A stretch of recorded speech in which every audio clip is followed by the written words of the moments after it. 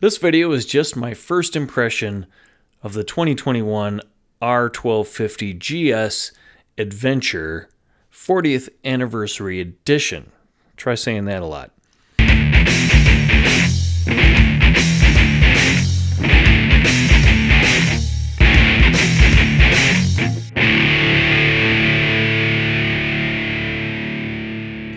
I neither rode it for very far or off-road, so it is what it is with some factoids thrown in.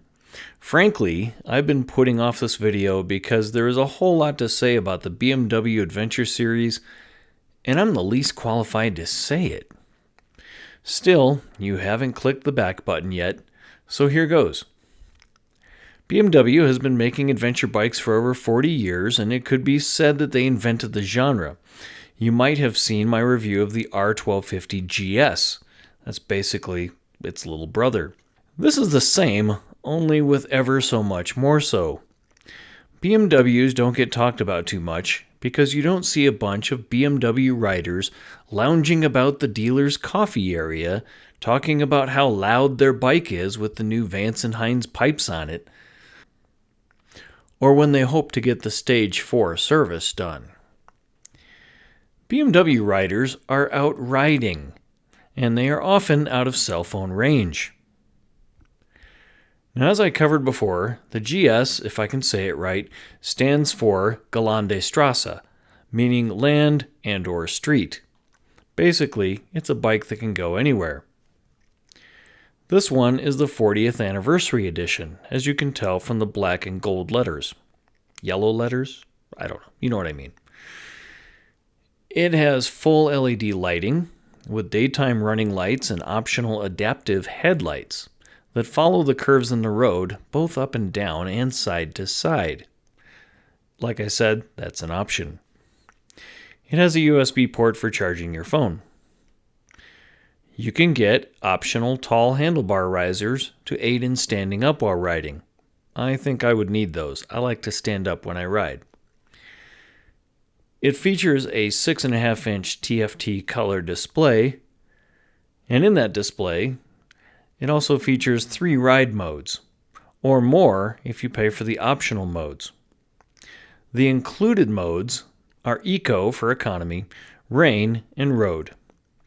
Now, if you're running low on fuel and the gas station is still 50 miles away, you might switch to Eco.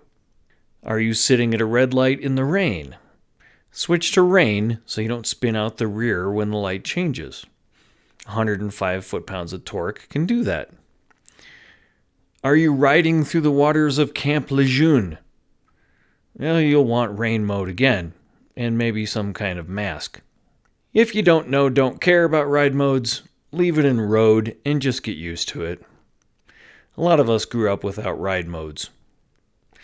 For more money, you can get more ride modes, like Ride Modes Pro. This adds Dynamic, Dynamic Pro, Dynamic Duo, no, I made that one up, Enduro, and Enduro Pro. What do they all do? Well, more than I'll ever remember. It's best if you just sit down on a rainy afternoon and read the manual and take some notes. My problem is if I came up on a rocky trail, I'd have to stop and watch a YouTube video to remind myself which mode I should be in. They may be helpful, but I'm a simple guy that gets by with less. You can get optional heated grips and 5-level heated seats, but adjusting them is buried in the menu on the display. For that, I would prefer physical switches. When I'm riding along and want to make a change, I don't want to have to look at the display. Now, of course, it has Bluetooth and all the features that suggests. I'm not going to go into that. It has a fuel tank. This is important. It has a fuel tank that holds 7.9 gallons for long days in the saddle. But you should use premium fuel. The computer will recognize and compensate with a NOx sensor system for lesser octane if it has to. Now, all those gallons may add weight to the bike, but remember, you don't have to fill it up all the way. The bike has an adjustable seat that sits low in the bike. You're kind of in a cockpit, using the tank and windshield to block the cold. The seat is 35 inches high though, or you can raise it another 0.8 inches. Well, that's already too tall for me and symbolizes the definitive high horse. This one features a flat pillion seat, but cushier seats are available if the missus can climb up that high. The engine makes up part of the frame. The bike might appear intimidating, but it has only a 59.2-inch wheelbase, with a 25-degree rake and under 4 inches of trail. That geometry makes it very easy to turn in. The front suspension is almost unique. Few bikes feature it. The newer Goldwing has something very similar, a telelever or coilover spring strut behind the front stems. This makes for a very absorbent ride, making potholes a non-ball slapping experience. Insert meme here. The suspension is well over 8 inches of travel front and back. This is what you need for traveling the Jeep trails of the American West or riding around the world. The optional ESA suspension, that's electronic suspension adjustment, takes the thought out of switching from pavement to sand and back again. And it's worth the extra moolah if that's something you do often. It will spoil you, though, for all other bikes that don't have it. The wheels don't compromise here like a cast wheel would. You get spoked wheels, which is what you want when you venture off the groomed fire roads. The front 120/70-19 tire is stopped by dual 305mm discs with 4-pot calipers, and they're made by you-know-who, the best bike brakes in the business, Brembo. The rear 170/60-17 has a 276mm disc. Hill start control is featured in the BMW ABS Pro, letting you take your foot off the brake when getting the bike moving halfway up a hill, like, say, San Francisco's Lombard Street. The engine is as tried and true as a Subaru or Goldwing Boxer engine, although it has 2 big cylinders instead of multiple smaller ones. These 2 cylinders make it easier to pick up the bike, too, since it won't lie flat on the sand like a flounder. The GS Adventure bike comes stock, though, with engine guards, giving you assurance that even if you are prepared for a fall, you are less likely to do so, at least in Murphy's world. The Anniversary Edition throws in some cylinder protectors, too, in this bright yellow.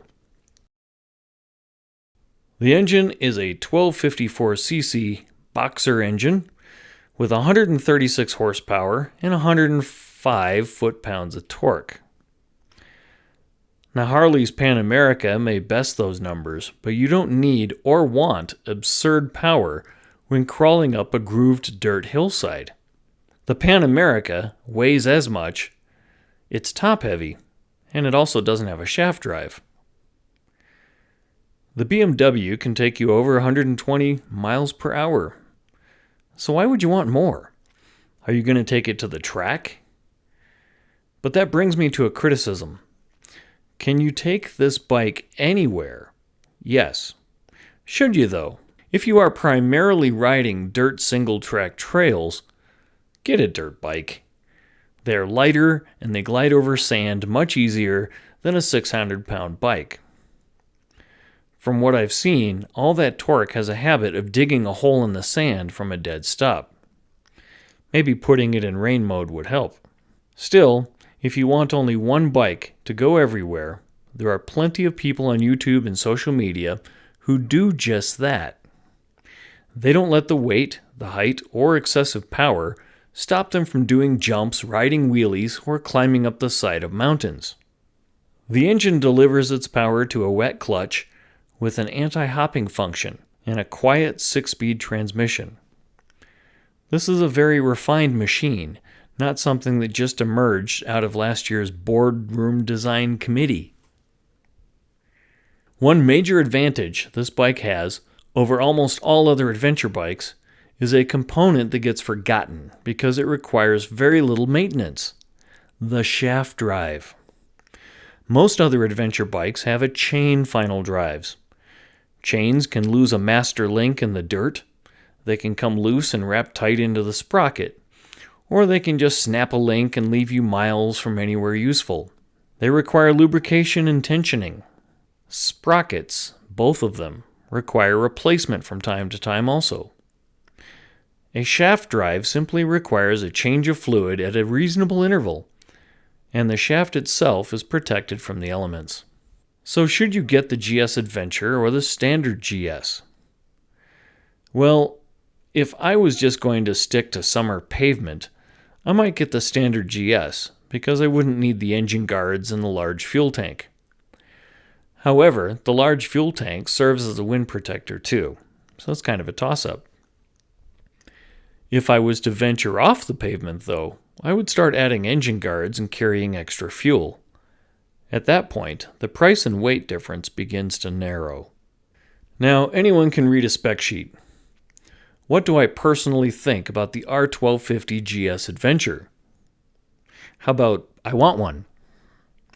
However, I want a lowered one. I've leaned a tall bike on two toes in a windstorm. It was no fun at all. I was pretty sure I was going down. It's just a miracle I didn't. BMW pros tell you that you don't need or want both feet on the ground. At a normal stop, that would be true. But I'm telling you that in a 40-mile-per-hour microburst coming off of the mountains with no warning, you want both feet supporting the bike so that you can put the kickstand down and get the hell off. Lower the bike to my 32-inch or lower inseam and add me some luggage. I don't know if you've priced hard luggage, but it is always an insane price, no matter what bike you have. Manufacturers figure if you can afford a luxury like a motorcycle, you can afford another $1,000 or more for side cases and the right size windshield and bar height. And how about a center stand? There's so many things I'm always adding to bikes. I want all that on a bike already, and I want it set for a 5'10" male. I'm 5'10.5". Anyway, to get that, I'll probably buy a used one. There's my thoughts on that. Now that said, the BMW R1250GS Adventure is my idea of the pinnacle of adventure bike engineering. The fact that it excels on the highway, can do jumps in the dirt, and manages to look like a Mad Max machine from the scorched earth future just about gets it close to the perfect two-wheeled transport machine. These images are from Marzel on Tour, and I think he's in Germany, and I'll post the YouTube channel in the description. Thank you, Marzel, for letting me use these cool images. So if you haven't subscribed already, will you? Maybe YouTube will buy me one. In the meantime, I'll keep my chin up in the curves, but I won't hold my breath.